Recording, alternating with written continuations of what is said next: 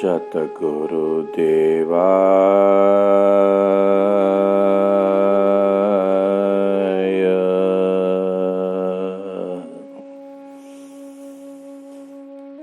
ओम नमो सतगुरु श्री गुलाबनाथ बापूजी नमः।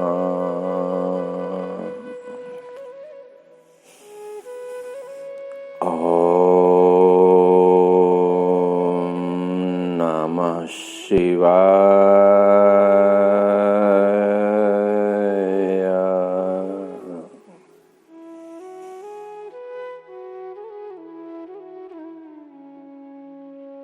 सतगुरु श्री ગુલાબનાથ બાપુના શ્રી ચરણોમાં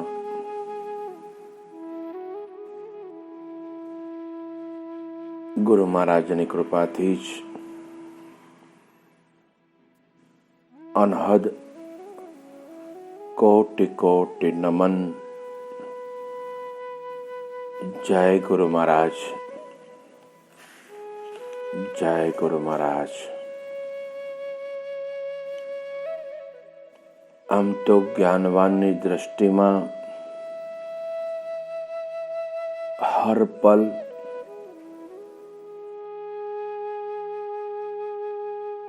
पवित्र है, हर पल पवित्र ही है। क्यों? उनकी सदैव अपने आत्म स्वरूप की जागृति है कि अत्र तत्र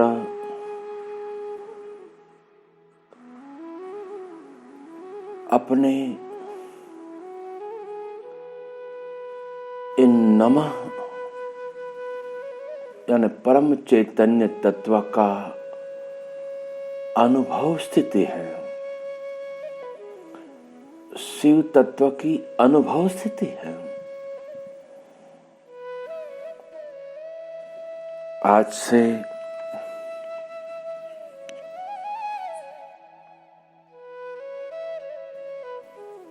कई सालों पूर्व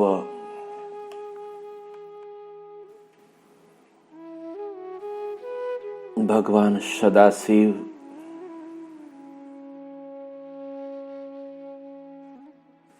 हिमालय की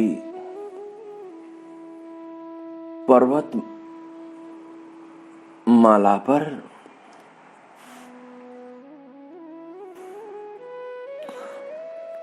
अपने ही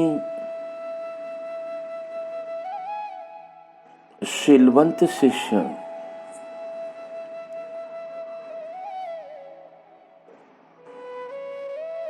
एवं मां उमा को प्रश्न पूछा था कि आप किसका ध्यान करते हो?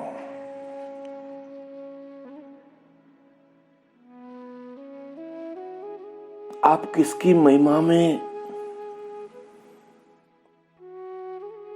समाधिष्ठ हो जाते हो?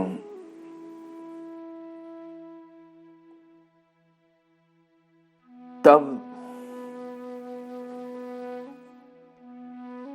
सदाशिव महादेव ने गुरु तत्व संबंधित इन विश्व के सभी गुरुमुखी गुरु प्रेमी को अनहद गुरु तत्व में निष्ठा हो, उस निमित्त पर जो प्रश्न और उत्तर के जवाब दिए हैं, उन सारे जवाबों का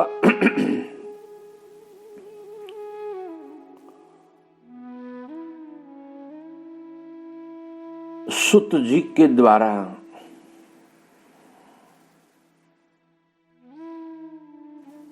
ऋषि मुनियों, तपस्वियों, त्यागी शिष्य, उन मुनियों को प्रार्थना करने के बाद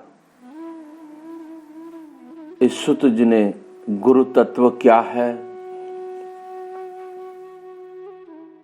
गुरु किसको कहते हैं, गुरु का स्वरूप कैसा है,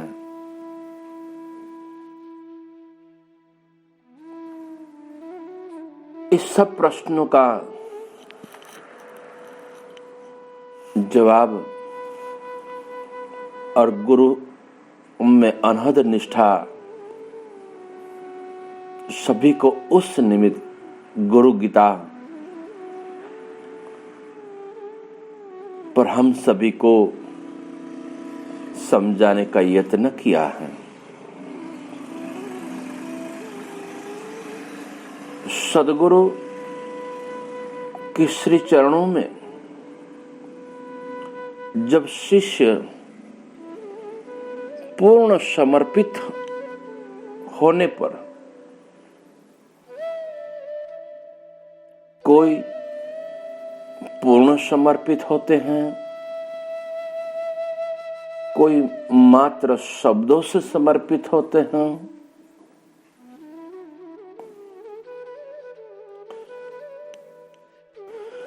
जैसी जैसी जिनकी स्थिति होती है। लेकिन जो पूर्ण समर्पित होने पर शिष्य के सभी संशय अज्ञान नष्ट हो जाते हैं और वह स्वयं ब्रह्म स्वरूप है और अत्र तत्र पशु पक्षी प्राणी जीव जंतु मनुष्य जड़ चेतन यानी ऐसी कोई जगह नहीं है कि जहां वह स्वयं अपना ब्रह्म स्वरूप का अनुभूति नहीं कर पाता।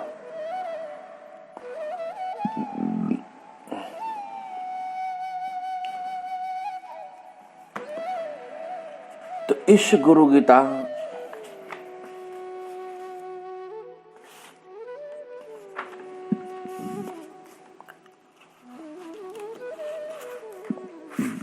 पर गुरु महाराज की कृपा से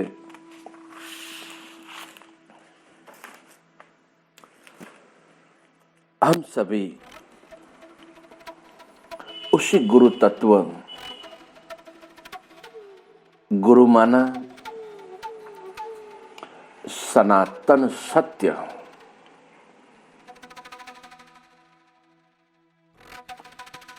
गीता माना उसी सनातन सत्य का जो हम विस्मरण हो गए हैं और जो नहीं है उसी को हमने सच मान कर रखा है। तो सत्य प्राप्त करने के लिए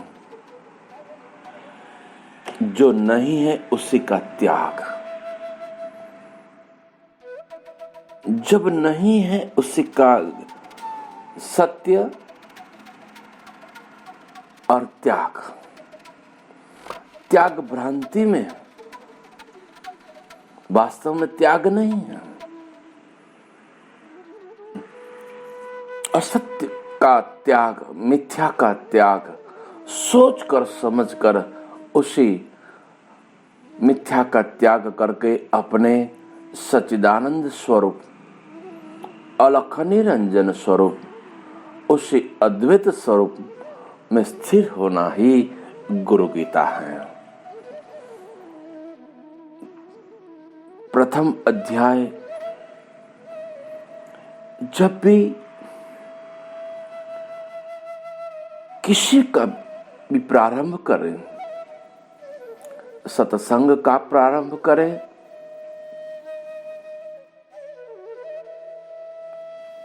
यानी कुछ भी प्रारंभ करे उसके पहले अपने ही समर्थ सद्गुरुदेव का, अपने ही परम चैतन्य तत्व का, उनकी ही कृपा से प्रार्थना होनी चाहिए। जब प्रार्थना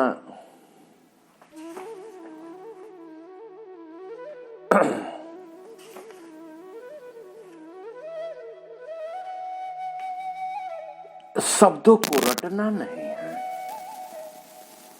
प्रार्थना प्रेममय होनी चाहिए।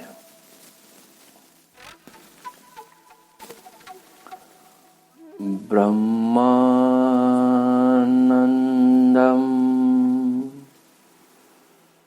परम सुखदम केवलम ज्ञानमूर्ति द्वन्द्वातीतं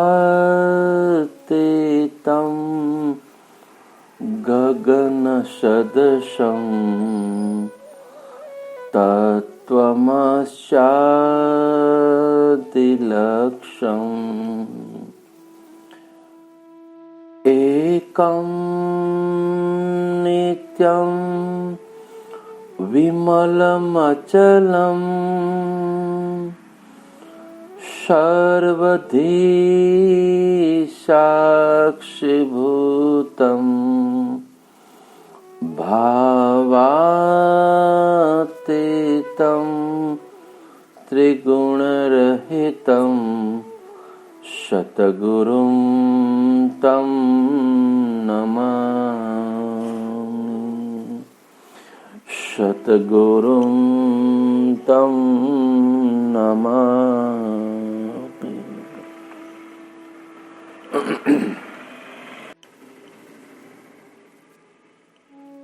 जो ब्रह्म अचिंत्य अव्यक्त तीनों गुणों से रहित त्रिगुणात्मक और जो समस्त जगत का अधिष्ठान स्वरूप है, ऐसा ब्रह्म को उनकी ही कृपा से हम नमस्कार करते हैं।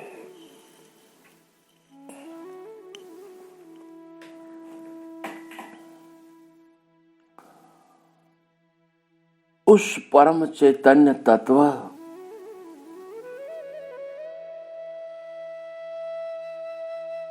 उस जो अनंत अनंत ब्रह्मांडों में पूर्ण स्वरूप जो व्याप्त है, उसका और सूक्ष्म से सूक्ष्म है उनका इन शब्दों के द्वारा चिंतन और मनन इसलिए अचिंत्य हैं। गुरु महाराज भी हम सभी को बार बार कहते हैं किन शब्दों से पर है ये।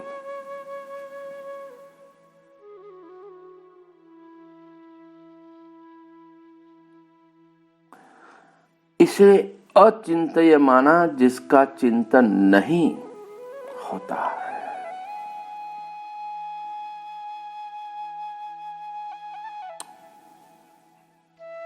और गजब की अद्भुत ये वचन है। इस वचन जो सद्गुरु में जैसे तरंग पानी में मिल गई तो महासागर की अनुभूति।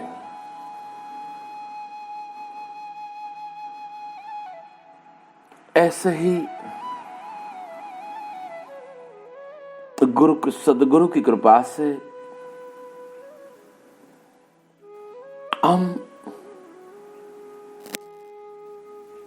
हमारा मैं और मेरापन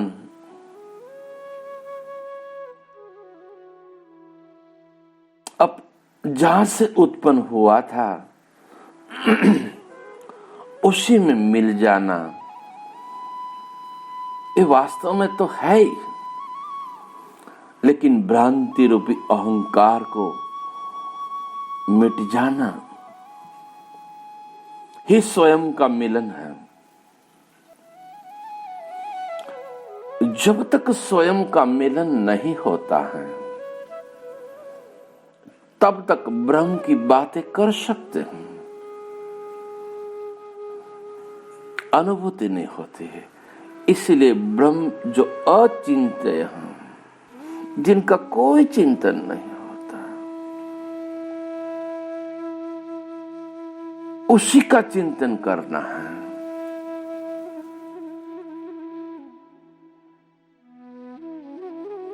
जो अप्राप्त है, प्राप्त से प्राप्ति करनी है। जो अप्राप्त है उसी को प्राप्त करना है।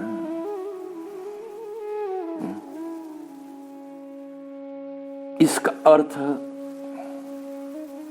जो विस्मरण हो गया है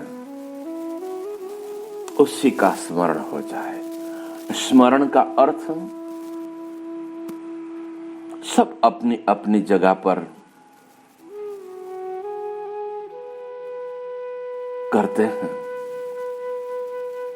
कोई जप रटते हैं कि मैं स्मरण कर रहा हूं, अच्छी बात है। स्मरण का अर्थ यह है अपना जो अचिंत्य ब्रह्म स्वरूप है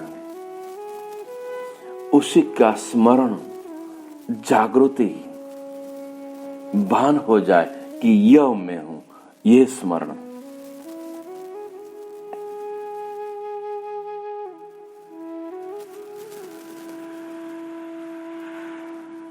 तो ऋषि पहले इस ब्रह्म तत्व को उनकी ही कृपा से नमन करते हैं, उसमें पूर्ण मिल जाते हैं।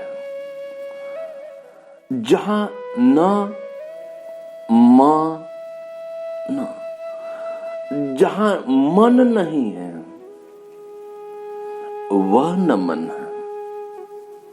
जहां कोई अहंकार नहीं है वह न मन है। जहां कोई पद प्रतिष्ठा नहीं है वह नमन है।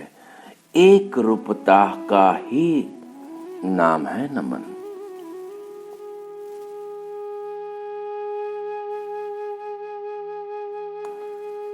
जो ब्रह्म स्वरूप है, अचिंत्य है, उसका कोई आकार नहीं है, उसका कोई रूप नहीं है।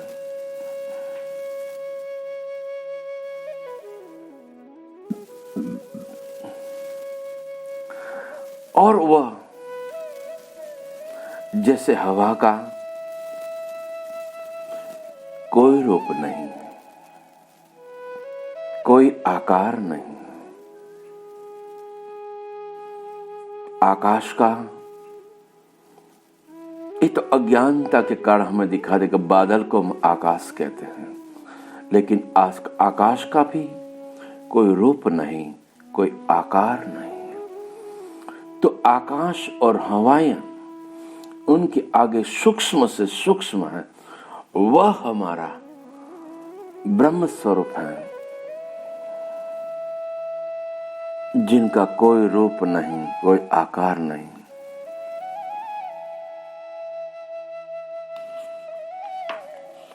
उसी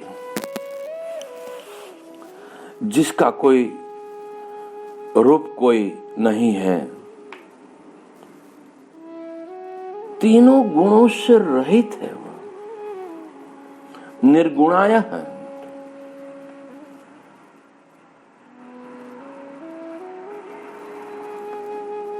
सत्व, रज और तमस,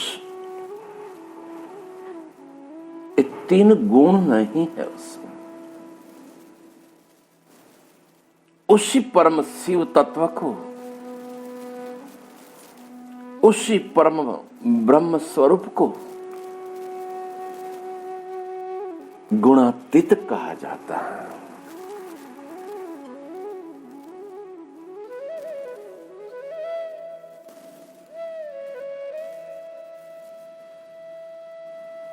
अज्ञान की वजह से ये तीन गुण वाली प्रकृति गुजरात में एक भजन में कहते हैं, तणा ओथे डोंगर, ये तीन ही हमें बंधन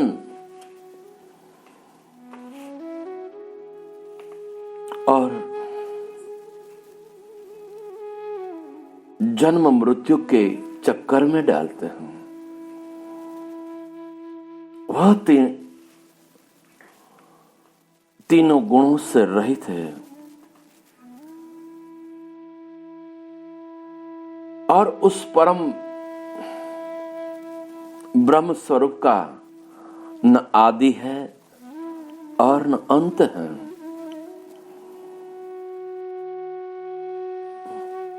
और वह मेरा चैतन्य ब्रह्म स्वरूप आदि में भी है, अंत में भी है और अभी भी है, यानी पूर्ण से पूर्ण सनातन सत्य है।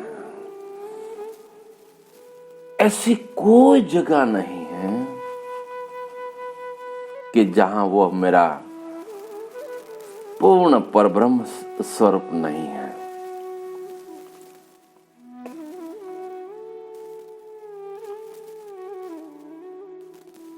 यह जो त्रिगुणात्मक माया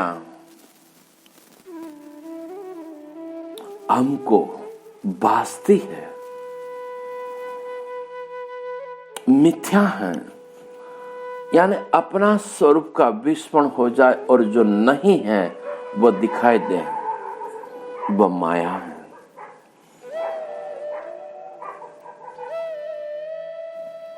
माया सहजता से, विस्मृति मात्र से माया भाषित होती है और जिनकी स्मृति है उनकी दृष्टि में माया नहीं है।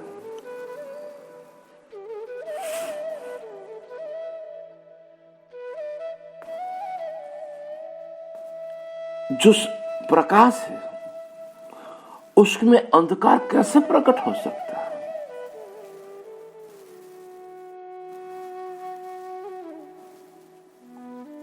ये अद्भुत ही माया है। कई दिनों पर मैंने प्रश्न किसी को पूछा था कि परम सनातन सत्य पूर्ण परब्रह्म स्वरूप गुरु तत्व के सिवाय कुछ नहीं है, तो ये जगत कहां से आया?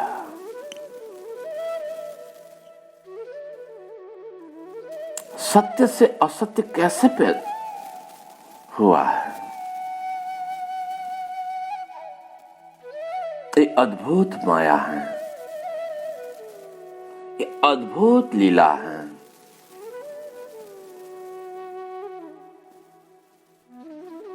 ये तीनों गुणों भ्रांति रूप गुणातीत जगत अज्ञान की उपाधि के कारण है, अज्ञानता के कारण है, माया रूपी पर्दे के कारण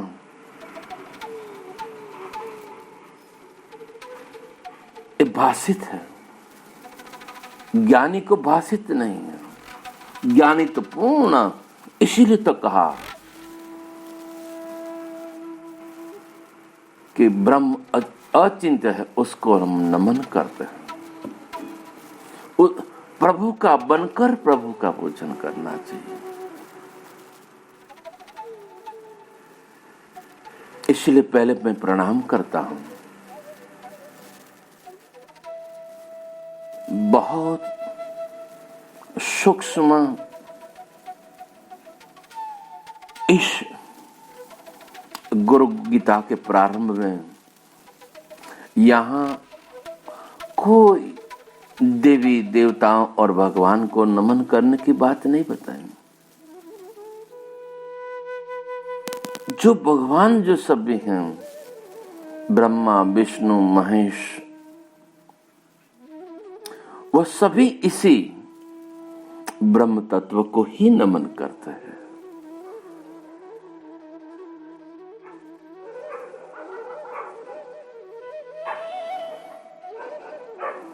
जो सभी का अधिष्ठान है, जिसका कभी परिवर्तन नहीं होता है, उस सनातन सत्य चैतन्य रूप माना अपने आप को मैं जानता हूं और सतचित आनंद स्वरूप स्वयं आनंद स्वरूप है, उस व्यापक रूप है, ऐसी ब्रह्म सत्ता को मैं प्रणाम करता हूं। ऐसी ब्रह्म सत्ता को मैं प्रणाम करता हूं।